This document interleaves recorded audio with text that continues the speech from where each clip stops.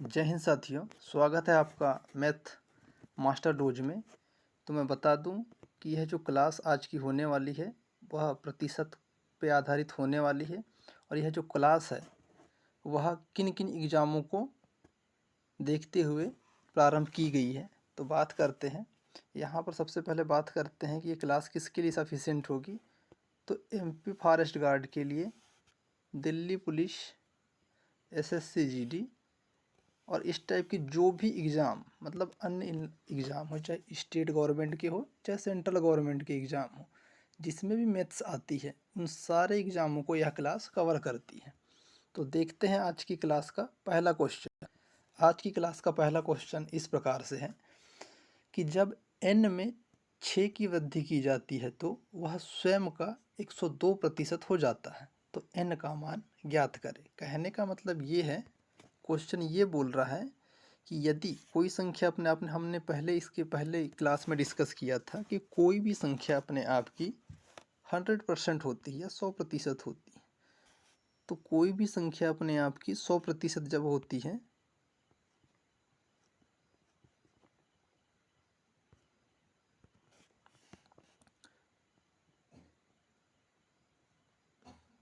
तो यहाँ पर यह बोल रहा है क्वेश्चन कि n में मतलब 100% में यदि 6 अंकों का, 6 नंबर का या 6 नंबर को बढ़ा दिया जाता है तो प्रतिशत 100 से बढ़कर 102 हो जाता है। तो प्रतिशत वृद्धि कितने की हो रही है? 2% की।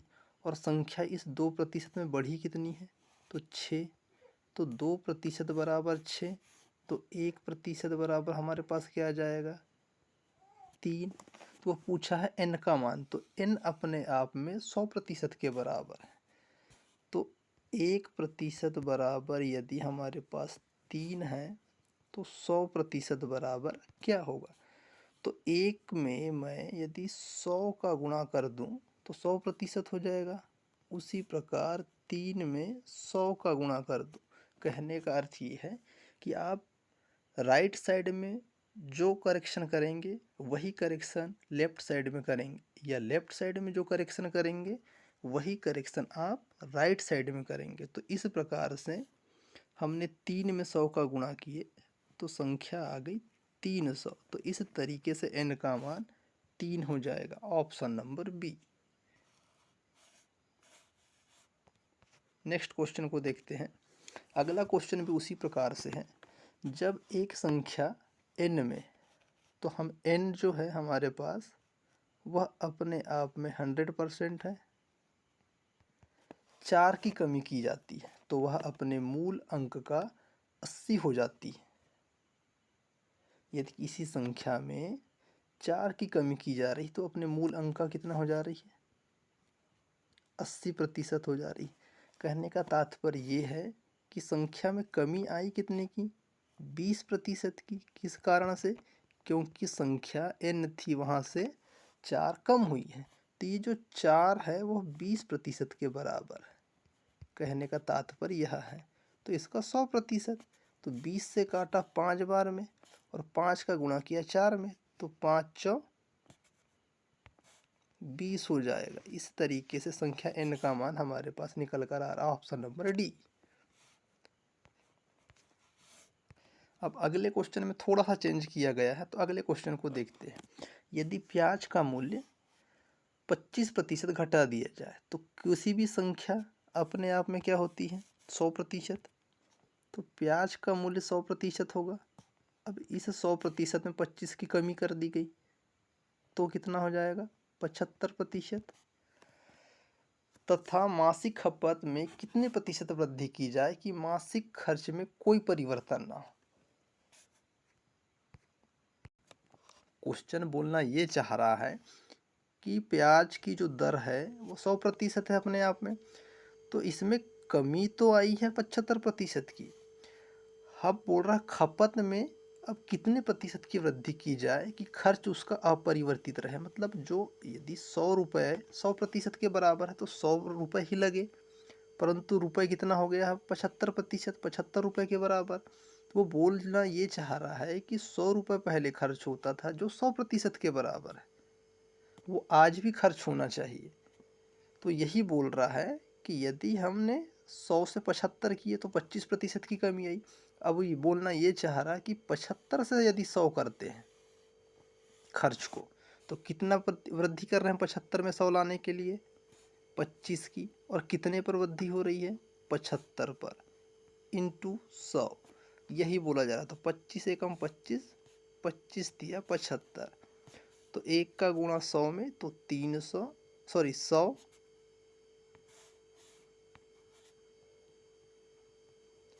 बटे में 3। तो इस तरीके से निकल कर के आ जाएगा 33 सही 1/3।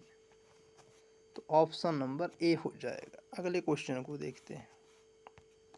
अगला क्वेश्चन ये बोलता है, यदि ए की आय बी की आय से, यदि ए की आय बी की आय से 20% कम है, तो हम बी की आय को 100% मान लेते हैं। तो ए की आय बी की आय से 20% कम है, मतलब ये 80 हो जाएगी, 20 कम। तो बी की आय ए की आय से कितने प्रतिशत अधिक है? बी की आय अधिक कितना है? तो यहाँ पर 80 से यदि हम 100 पर आ रहे हैं तो कितना हो जाएगा? 20% की वृद्धि हो रही है, परंतु हो कितने पर रही है? तो 80 पर। तो जिस पर वृद्धि होती है उसको नीचे रखते हैं और जितने की वृद्धि होती है उसको ऊपर, और इंटू 100। तो 20 से काटता हूँ तो 4 बार में कट जाएगा 80, और 4 से काटूंगा 100 को तो 25 बार में। तो इस तरीके से 25% की वृद्धि होती है। Option number C. अगले क्वेश्चन को देखते हैं। यदि 1 किलो चावल के मूल्य में 25% की वृद्धि की जाए तो बढ़ी हुई राशि 12 रुपये है। चावल की प्रति किलो नई दर ज्ञात करें। कहने का मतलब ये बोल रहा है कि कोई राशि अपने आप में 100% थी, अब वो कितनी हो गई? बढ़कर 125%। यही कहना चाह रहा है। तो बढ़ी हुई राशि जो है वो कितनी हो जा रही है हमारे पास? 12 रुपये बोल रहा है, सॉरी 12 रुपये बोल रहा है, यह बोल रहा है। तो इसमें हमको देखना है, हमें कुछ नहीं करना है कि वृद्धि कितनी की हुई है? 25% की। और किलो एक चावल कितना मिल रहा है? तो 1 किलो। तो 25 में मैं क्या का गुणा कर दूं कि 100% हो जाए? तो मैं 4 का गुणा करूंगा। तो उसी प्रकार में इस 25% की वृद्धि हो रही है, जिससे 1 किलो चावल मिल रहा है। तो 1 किलो में हमने थोड़ा देर पहले बोला था कि लेफ्ट हैंड में जो करेक्शन होगा वही राइट हैंड में होगा। तो 4 का, तो इस तरीके से 100% बराबर कितना मिल रहा है? 4 kg। पहले 1 kg मिलता था। तो यही बोल रहा है वो। तो अब बोल रहा है ये 4 kg चावल हो गया, और 1 kg चावल कितने का आ रहा है? 12 रुपये का। तो 4 kg कितने का आता होगा? 48 रुपये का। तो 48 रुपये का तो पहले आ रहा है, परंतु 25% की वृद्धि भी तो हो रही है। तो 25% की यदि वृद्धि हो रही, मान के चलो ये 48 100% के बराबर है, तो 25% की वृद्धि हुई मतलब 125 हो गया। तो ये देखना है। तो 25 से काटा 4 बार, 25 से काटा 5 बार। अब इस 4 से मैं काटता हूँ इसको, तो कटेगा 4 एकम 4, 4 दूनी 8। अब 12 का गुणा 5 में होगा तो कितना हो जाएगा? 12 पंचे 60। इस तरह से बढ़ी हुई जो राशि है या मूल्य है वह 60 रुपये हो जाएगा। नेक्स्ट क्वेश्चन को देखते हैं। अब ये बोल रहा है कि यदि ए की आय बी की आय से, ए की आय बी की आय से 20% कम है। ए की जो आय है बी की आय से 20% कम है, मतलब बी की जो आय है 100% होगी, तो ए की आय 80%। तो बी की आय ए की आय से कितने प्रतिशत अधिक है? तो बी की आय ए से कितनी प्रतिशत अधिक है? तो ये 80 है और ये 20 है, तो 20% की वृद्धि हुई है। और कितने पर? 80 पर, इंटू 100। तो 20 से काटा तो 4 बार में, और 4 से काटा 100 को तो 25। तो वृद्धि कितने की हो रही है? 25% की। Option number A.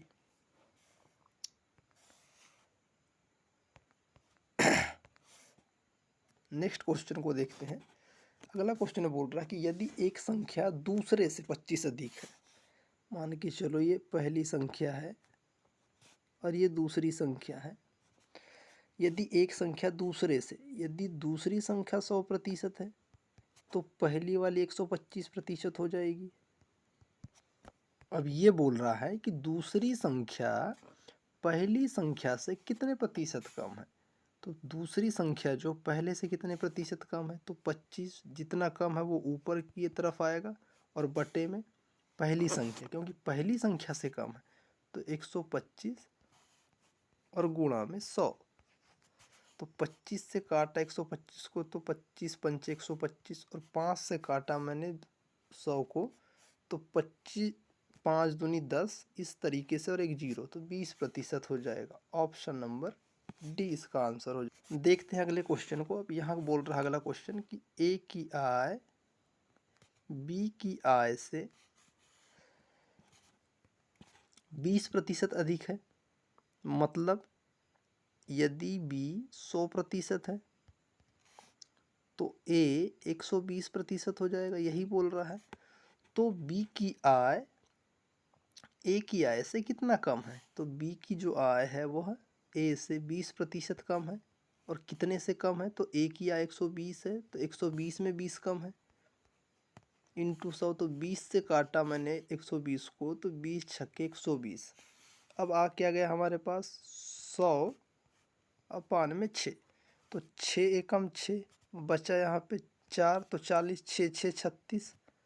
अब बच क्या गया हमारे पास 36, 40 में से 36 गया तो 4 और नीचे 6, तो 2 से काट दिया तो 2 और 3 बार में ये। तो इस तरीके से 16 से ही 2/3 हमारे पास निकल कर आ रहा है, जो ऑप्शन नंबर 3 पर है।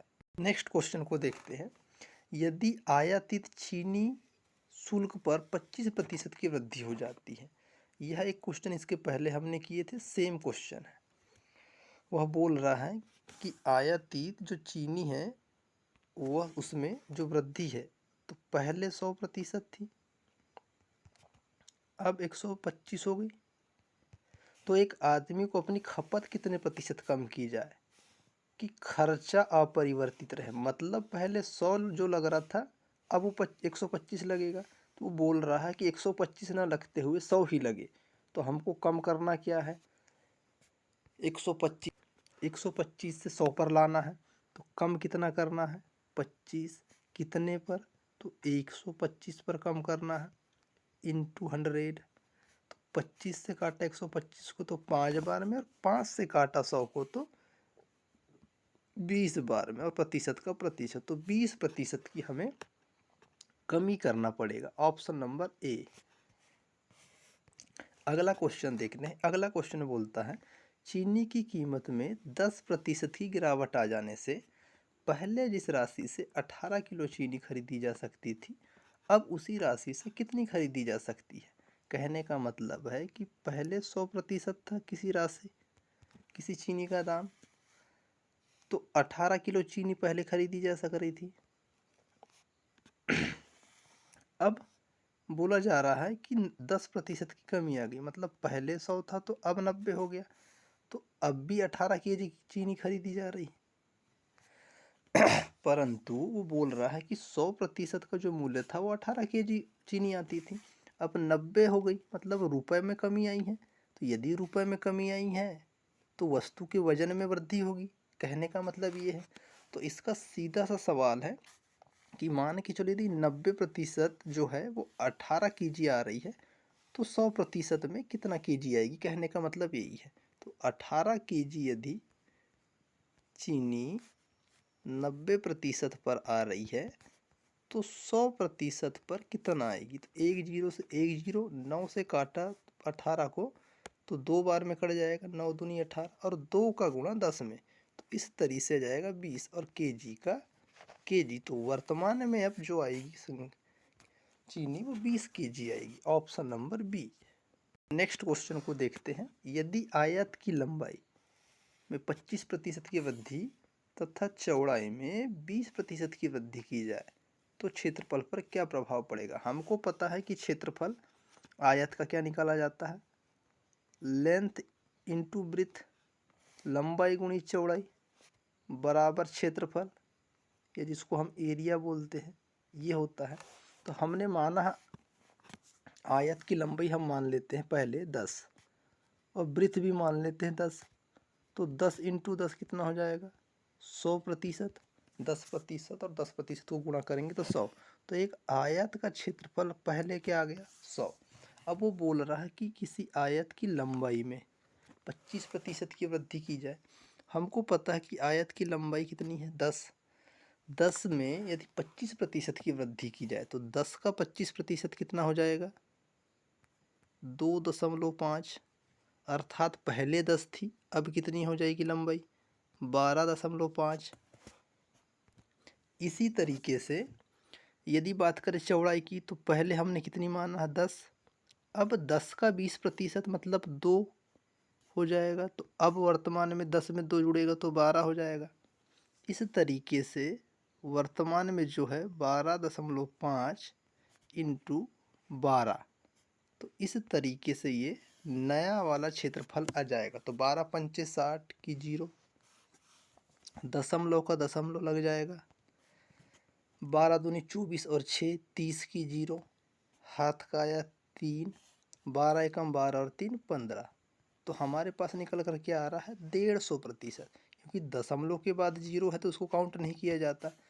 तो पहले 100% था, अब 150 हुआ, मतलब वृद्धि कितने प्रतिशत की हो रही है 50% की। Option number B. देखते हैं अगले क्वेश्चन को। अगला क्वेश्चन क्या बोलता है कि यदि आयत की लंबाई में 20% की वृद्धि हो जाए, 20% की वृद्धि की जाए एवं चौड़ाई में 10% की कमी, तो हम वही कर लेते हैं 10 मान लेते हैं लेंथ और 10 ही मान लेते हैं ब्रीथ को। तो एरिया क्या आ जाएगा हमारा निकल कर 100%। ये पुराना वाला है। अब यदि बोल रहा है कि लंबाई में 20% की वृद्धि की जाए तो लंबाई है 10 मीटर समझ लो। और यदि इसमें 20% की वृद्धि की जाए तो 10 का 20% 2, तो लंबाई आ गई क्या अब 12 मीटर समझ लो। और 10 ही हमारी क्या है ब्रीथ है या चौड़ाई है। अब 10% की कमी हो गई, तो कमी मतलब माइनस। तो 10 का 10% 1, तो 1 मीटर की कमी होगी। तो अब निकल कर के आया 9 मीटर। पहले ये 10 मीटर माने थे हमने, तो अब निकल कर के आया था 100 मीटर स्क्वायर। कभी भी लंबाई इंटू चौड़ाई यदि क्षेत्रफल निकालते हैं तो या तो सेंटीमीटर स्क्वायर, मीटर स्क्वायर, इसी तरीके से आता है। तो अब देखते हैं कि अब क्या आया। तो लंबाई 12 और चौड़ाई 9 मीटर। तो 12 नहीं 108 हो जाता है। तो 108 मीटर निकल कर आएगा प्रतिशत में, और स्क्वायर हो जाएगा क्योंकि लंबाई इंटू चौड़ाई बराबर क्षेत्रफल। तो मीटर में तो पहले जो था क्षेत्रफल वह 100 था और अब निकल कर 108 आ रहा। तो वृद्धि कितने की हो रही 108% में 8 की हो रही है। तो इस तरीके से हमारा ऑप्शन नंबर सी हो जाता है। तो आज की क्लास यहीं तक रखते हैं। यदि क्लास अच्छी लगी हो तो प्लीज़ क्लास को लाइक, शेयर और सब्सक्राइब करें। और यदि किसी भी प्रकार का डाउट होता है क्लास में तो प्लीज़ कमेंट बॉक्स में कमेंट करें। आज की क्लास को यहीं तक रखते हैं। जय हिंद। मिलते हैं अगली क्लास में।